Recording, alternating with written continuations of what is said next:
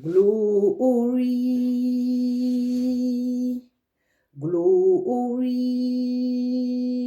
glory to the Lamb of God. Glory, glory, glory to the Lamb. So you are glorious and worthy to be praised. The Lamb is marvelous. We raise our voice. Hallelujah. We worship you, Jesus. I worship the Lamb. Gloire, gloire, gloire à l'agneau de Dieu. Gloire, Abba Fada. Oh, gloire, gloire à l'agneau. Car il est glorieux et digne de régner. The Lamb is marvelous. Alléluia. Nous élèverons nos mains pour l'adorer. L'agneau est souverain. L'agneau de Dieu est souverain. L'agneau est souverain. La manne cachée est souverain. L'agneau. Oh, Rabashi. Oh, Jésus-Christ est souverain, l'agneau est souverain, l'agneau est souverain. Nous élèverons nos voix pour l'adorer, l'agneau est souverain, l'agneau de Dieu est souverain. Oh, Rabashi. Oh, Jésus-Christ est souverain, l'agneau est souverain. Chantons gloire, glory, gloire, gloire, gloire à l'agneau, car il est glorieux et digne de régner, l'agneau est souverain. Nous élèverons nos voix pour l'adorer, l'agneau est souverain. L'agneau est souverain. Le pain de vie est souverain. Oh, oh, alléluia. Et yo, yo, yo, yo, yo, yo, yo. Oh, yo, yo, yo, yo, yo, yo, yo, l'agneau. Arabashi. La la la la la la la la. Abba Father. La la la la la la la la la.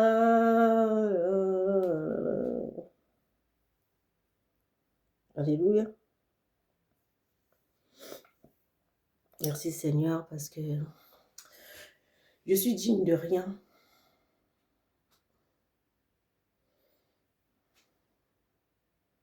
Tu m'as aimé.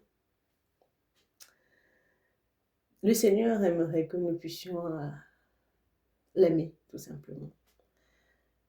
Parce qu'il nous a aimé le premier. Son amour, il est inconditionnel, il est parfait en fait. C'est pour ça que quand je veux amener les gens à Jésus, je leur dis, répétez après moi, amour parfait, viens dans mon cœur.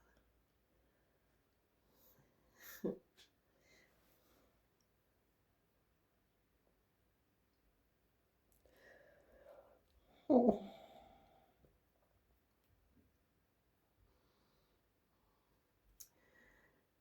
Qui parmi vous aime son père?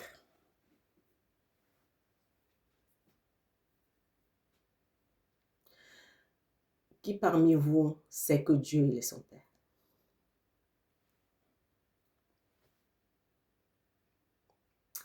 Dieu nous a créés pour l'aimer. Et quand tu connais ton père, il y a une manière de lui parler en fait.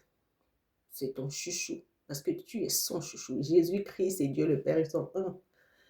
Et Jésus, il est l'amour inconditionnel parce qu'il sait que son Père l'aime. Il dit d'ailleurs dans sa parole,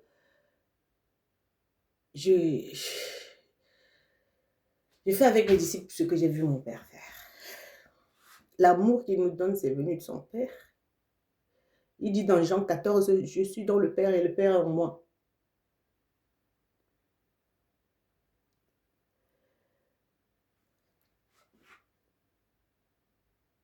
Le Seigneur, il est saint, il est glorieux. Et Dieu, il est esprit. Et cet esprit, c'est une présence.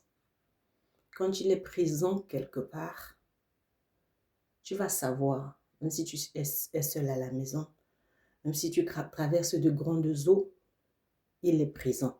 Il sera omniprésent pour les autres qui disent « Oh bon Dieu, le bon Dieu va m'aider ». Ils ne le connaissent pas. Je ne peux pas appeler mon Père le bon Dieu.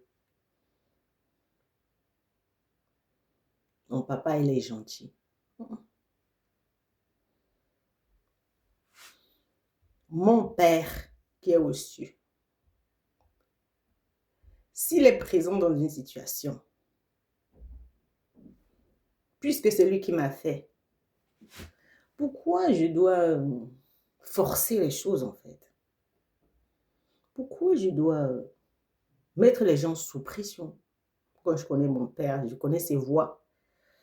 J'ai prêché la dernière fois comment écouter le Saint-Esprit dans un monde sous influence. Parce que l'être humain parle beaucoup. Jésus, si tu le croises, si tu le rencontres, il parle moins. Jésus ne parle pas beaucoup. Il pose les actes. Sa présence change tout dans la vie des gens. Je n'étais qu'une boule de chair, pleine de péchés, d'arrogance, d'orgueil, de jalousie, de mensonges, de manipulation, tout ce qu'il ne faut pas. Jésus, quand il m'a croisé, quand il m'a rencontré face à face, il m'a dit un mot. Et ça a tout chamboulé dans ma vie, ça m'a transformée. Et aujourd'hui, sur la terre, on bavarde beaucoup, on parle beaucoup. Et Dieu n'est pas présent dans le bruit. Pourquoi on parle beaucoup? Parce qu'on ne veut pas, on ne connaît pas la présence du Seigneur. Dieu est esprit. Mais cet esprit, c'est une présence. On dit que Dieu, il est omniprésent, dit la Bible. Mais maintenant, si tu le cherches vraiment, il habite en toi, ce Saint-Esprit. L'espérance de la gloire. Quand tu seras devant les tribunaux, c'est lui qui parlera. Et toute langue qui se lèvera contre toi sera condamnée parce que lui, il va te dire quoi dire. Si tu es sous pression, il va t'aider à te calmer. Il va te guérir de ton hypertension, de ta peur. Pourquoi l'être humain parle beaucoup? Il y a beaucoup de parents aussi qui ont peur et ils parlent beaucoup à leurs enfants d'une manière très dure. Et certains enfants qui ont peur de leurs parents, qui sont obligés d'avoir une fausse d'avoir une fausse sainteté. Dieu, il est saint, mais il n'est pas faux. Les enfants veulent avoir une fausse sainteté par les œuvres, c'est-à-dire ils aimeraient faire tout pour plaire à leurs parents, par leurs propres œuvres, en faisant tout ce que les parents ils demandent. Ça, c'est faux. Dieu, il est mon Père, mais je fais des erreurs. Ça n'exclut pas le fait que je sois un humain. Et je fais les erreurs. Comment je vais savoir que mon papa, il m'aime, qu'il ait le pardon, qu'il est présent, même dans mes erreurs, si je ne commets pas une? Comment savoir qu'il m'aime, que c'est un papa d'amour, si je ne fais pas une bêtise et il me pardonne? Et c'est ce que j'applique sur mes enfants. Je dis, peu importe ce qu'ils disent de moi, ce qu'ils pensent de moi, je n'entre même pas en matière pour les vaines discussions. D'ailleurs, le Seigneur m'a dit en 2008, il ne faut pas entrer dans les vaines discussions. Si quelqu'un dit quelque chose sur toi qui n'a rien à voir avec ce que j'ai dit, ne perds même pas ton temps à écouter. Parce que Jésus, il est la parole, ce n'est que lui la vérité. Ce qu'il m'a dit quand il m'a croisé, c'est ça la vérité. En dehors de lui, il n'y a point d'autre vérité, c'est le mensonge. Donc, tu ne vas jamais me voir en train de me disputer avec les gens parce qu'en fait, je veux prouver que je suis que je suis vrai, que c'est juste ce que je suis en train de faire, ou bien c'est juste, ou bien que c'est faux ce que les autres ils pensent de moi. C'est pas important. Quand tu rencontres Jésus, il te fait connaître la vérité sur toi. Et cette vérité ne sera point révoquée. Rien ne va changer ce qu'il a dit sur toi. Et lui, il ne change pas. Un être humain va te dire quelque chose aujourd'hui et le lendemain, il va dire autre chose. Il dit une chose aujourd'hui, demain il change. Pourquoi? Parce que l'être humain a un cœur double. L'être humain n'est pas stable. Mais Dieu, lui, il est le même hier, aujourd'hui, éternellement. Ce qu'il a dit sur toi hier, c'est ce qu'il dit aujourd'hui, c'est ce qu'il va dire demain parce qu'il te connaît. Avant de te créer, il dit à Jérémie, avant que tu ne fusses formé dans le ventre de ta mère, je te connaissais, je t'avais établi prophète des nations. Donc avant que tu ne naisses, le Seigneur tu étais dans son plan, dans la pensée de Dieu. Et il a parlé, il a pensé, hein, il a eu formé des plans de bonheur pour toi et non de malheur. Donc si quelqu'un vient dire autre chose, et tu crois, ça veut dire que tu ne crois plus en Dieu, parce qu'en fait, tu ne sais pas, tu ne connais pas ton Dieu, il ne t'a pas parlé. J'ai dit, quand tu rencontres Jésus, c'est lui qui te guérit. Il te fait arrêter les sales habitudes là que tes parents ont crié sur toi durant toute ta vie, tu ne changes pas. Il te fait changer le sale caractère là que tes collègues sont en train de se plaindre de ça depuis des années, ou bien ta famille, tout le monde se plaint, tu ne changes pas. Donc, quand tu connais le Seigneur qui est venu te guérir comme ça, qui te change comme ça, qui te transforme comme ça tous les jours, tu fais la même chose aux enfants. Tu fais la même chose aux enfants spirituels qui sont autour de toi. C'est-à-dire, tu appelles seulement la présence de Dieu. Et quand la présence de Dieu est là, Abba Fada, ça va juger tout le mensonge dans les personnes sans parole. On a besoin juste de la présence de Dieu. La présence de Dieu, c'est sa sainteté, c'est sa gloire. Et puis, si quelqu'un voit la gloire de Dieu, il va mourir. C'est-à-dire, l'humain doit mourir. C'est-à-dire, les pensées humaines doivent être crucifiées. C'est-à-dire, on commence à ressembler à Jésus. On devient saint parce que le Dieu saint, il est présent.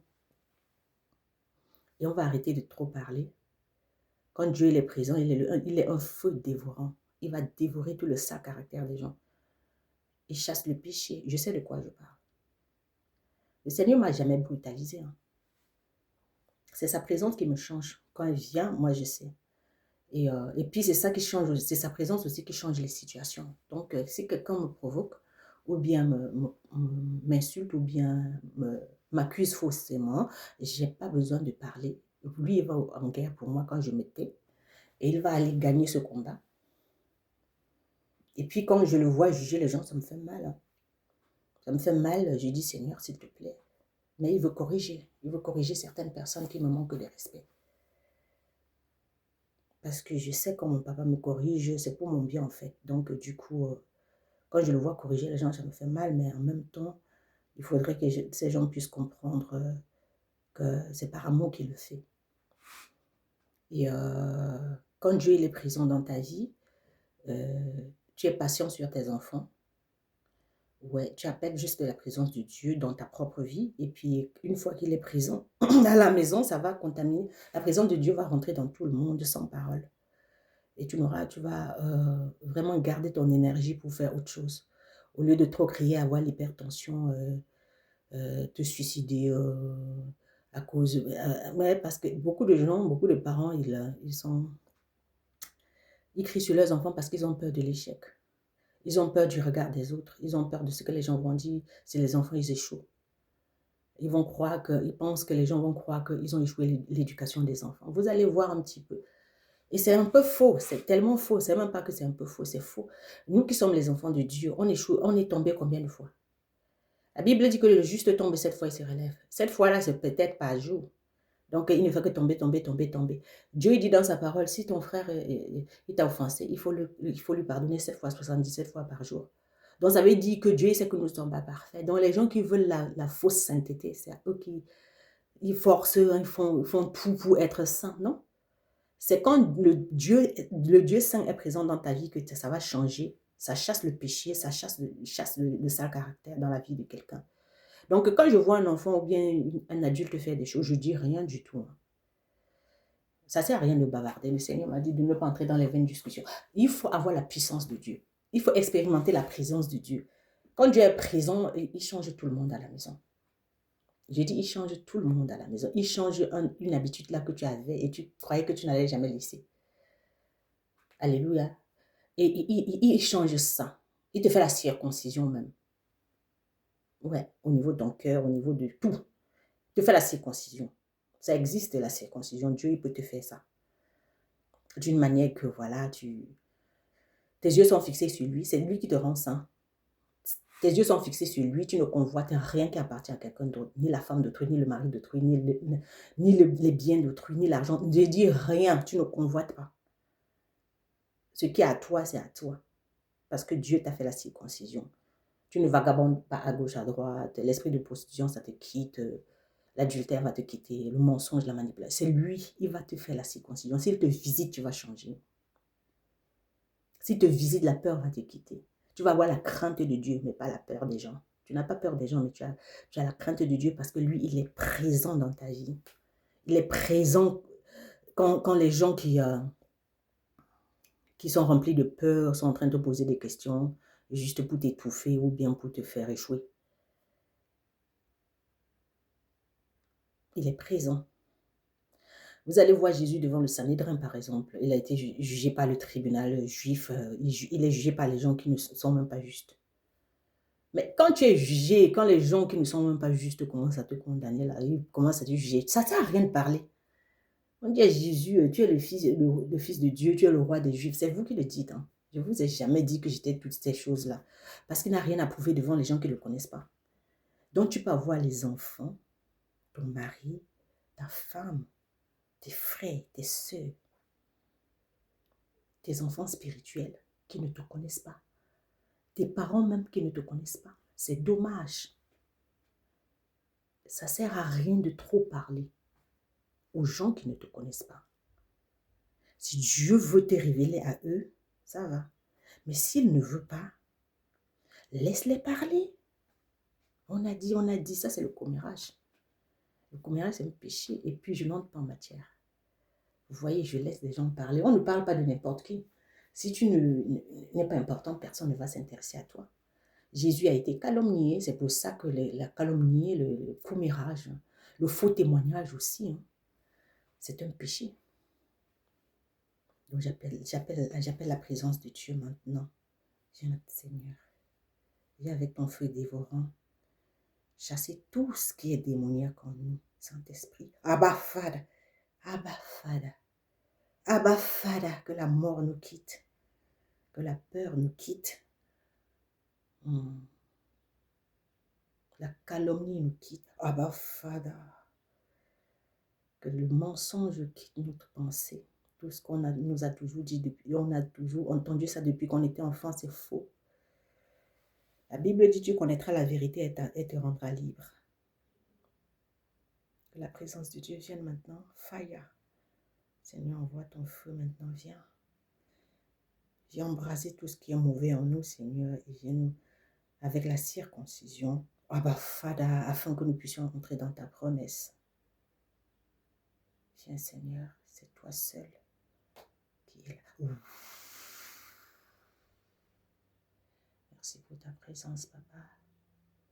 Dévore tout ce qui ne te plaît pas. Dévore tout ce qui n'est pas en toi, de toi en nous. Dévore et prends toute la place dans notre vie, Seigneur, que nous n'ayons plus peur et qu'on n'ait plus l'esprit de condamnation parce qu'on a peur. Qu'on n'accuse plus parce qu'on a peur, parce qu'on ne connaît pas la vérité. Tu es la seule vérité. Seigneur, tu peux répéter après moi, invite. Seigneur, je t'invite.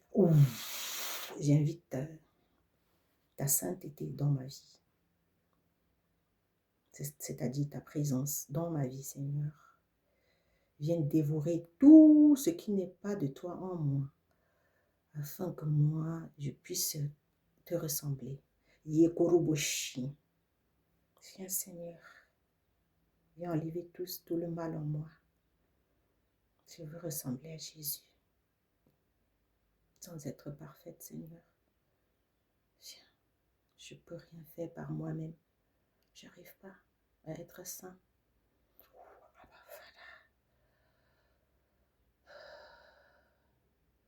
Que la paix soit avec vous. Amen.